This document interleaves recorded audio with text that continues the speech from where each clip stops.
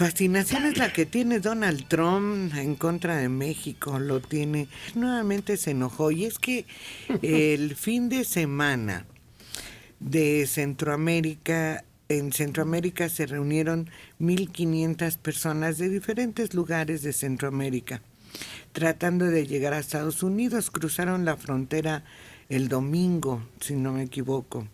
Cruzaron la frontera con México en el estado de Chiapas y su idea es llegar a la frontera con Estados Unidos y ahí ver la posibilidad de cruzarla y quedarse en Estados Unidos. Esto enfureció a Trump y exigió al no pidió, no sugirió, no, exigió al gobierno de México detener la enorme caravana de inmigrantes que se aproxima a su país. El mandatario estadounidense, como siempre, tuiteó una crítica a México y a la caravana denominada Via Crucis Migrante 2018 y también al propio Congreso estadounidense. México tiene poder absoluto para no dejar que esa enorme caravana de personas ingrese a nuestro país. Deben detenerla en su frontera norte. Esto fue lo que tuiteó el presidente norteamericano un día después de haber acusado a México de hacer muy poco al respecto y amenaza con el Tratado de Libre Comercio y el proyecto DACA de echarlos para atrás a los dos si México no detiene esta caravana que se reúnen mujeres, hombres y niños de Guatemala, El Salvador, Honduras y algunos otros. Entonces, nuevamente se enojó el señor Trump y nuevamente hace su amenaza. Y no solo eso, sino amenaza con reforzar su frontera. Uy. Pues hay que tomar en cuenta que el ser migrante no es sinónimo de ser delincuente.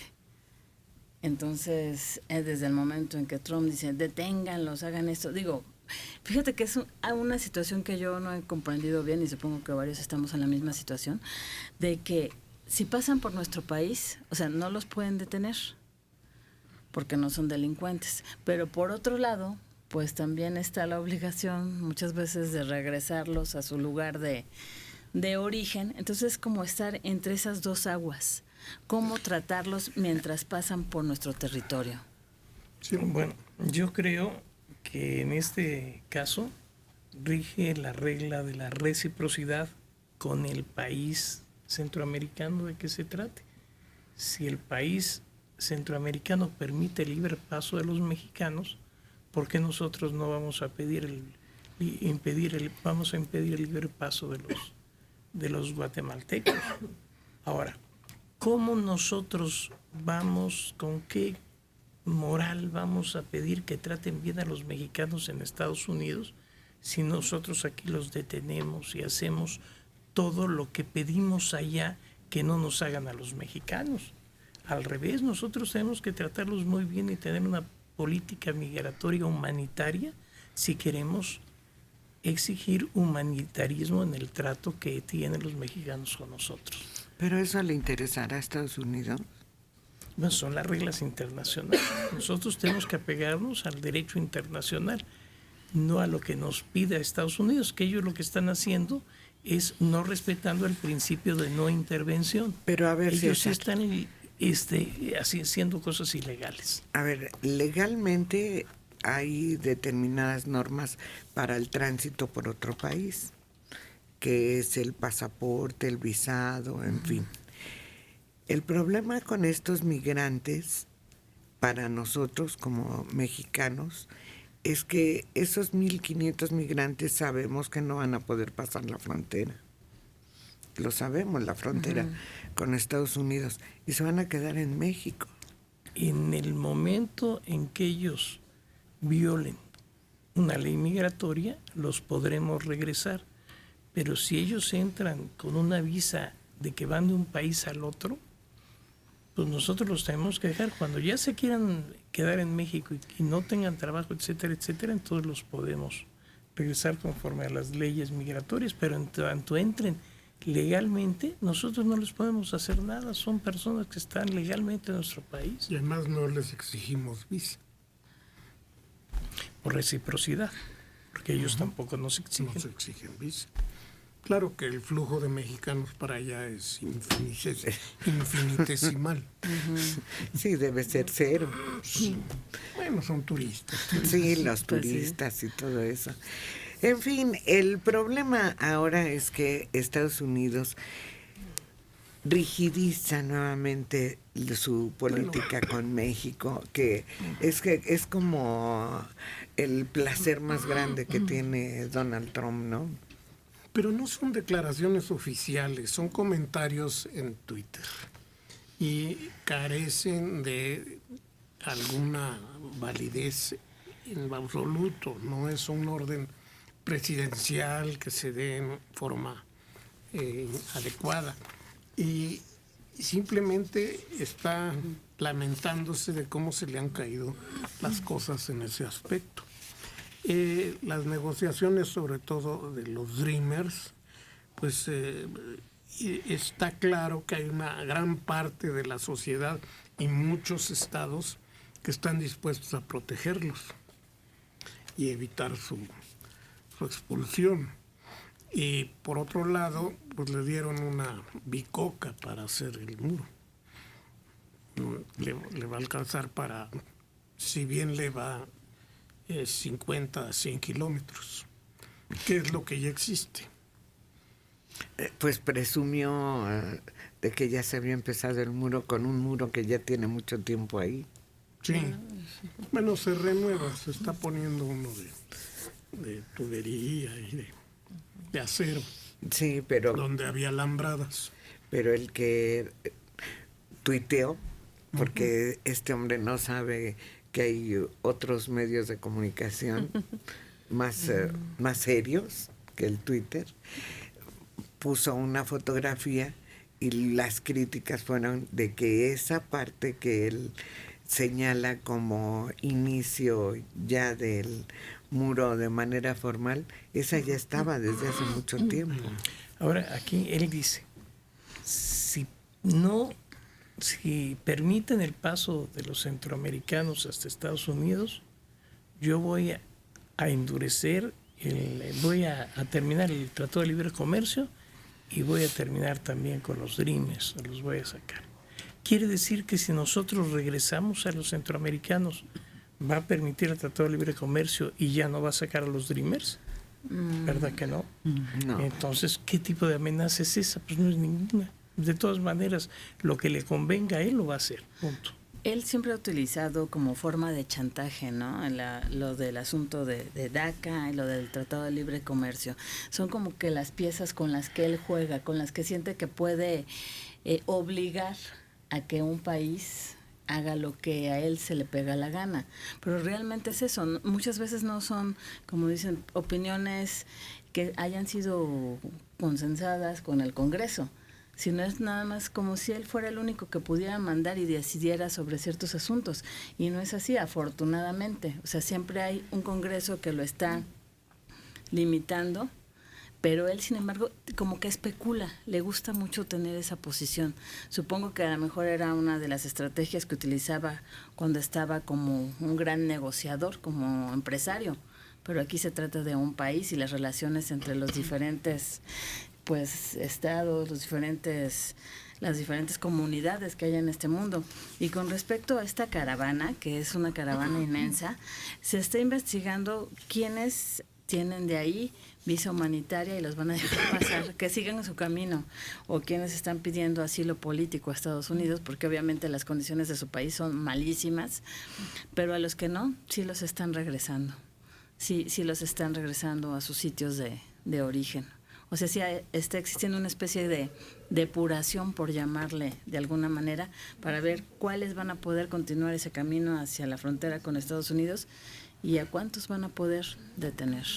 Y otra cosa que es preocupante y que también está relacionada con Estados Unidos es el hecho que en menos de 7 días por lo menos 170 personas llegaron a la garita peatonal del Chaparral en Tijuana para pedir asilo en ese país. Estas personas son originarias de Guerrero y Michoacán y están pidiendo asilo ya que en sus lugares de origen no pueden vivir por la violencia y el riesgo que corren sus familias si continúan viviendo ahí.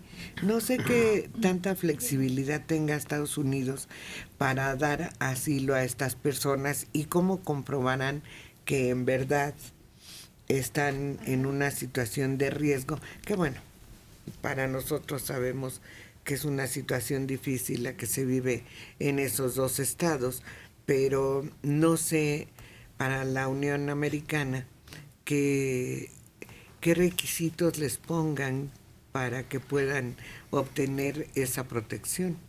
No, tienen que ser perseguidos políticos por parte de una autoridad.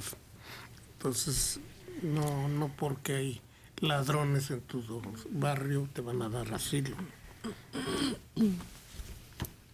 No son sujetos de asilo político. Y claro, les van a tramitar la petición, los van a tener un tiempo, y algunos quizás se los den y otros no. Pero no es causante de asilo político la inseguridad que afecte a algunos lugares. Es como tampoco el mal clima de algún lugar es motivo de asilo político. Pero hay algunos, ¿recuerdas aquella alcaldesa? Una policía, ¿no? Sí, algo así, una funcionaria de Chihuahua. Sí, que ella tuvo el cargo de seguridad de la policía. Es más, ese cargo creo que lo tuvo durante 15 días o tal vez un mes, y enseguida dijo que había sido amenazada. Parecía que era como una forma de ella conseguir ese permiso para irse a propósito de Estados Unidos. Adquiere ese cargo de jefa de seguridad de fue municipio de Chihuahua, algo así estuvo. Sí. Una mujer muy joven, por cierto, creo que tenía veintitantos años, sí, veintitantos.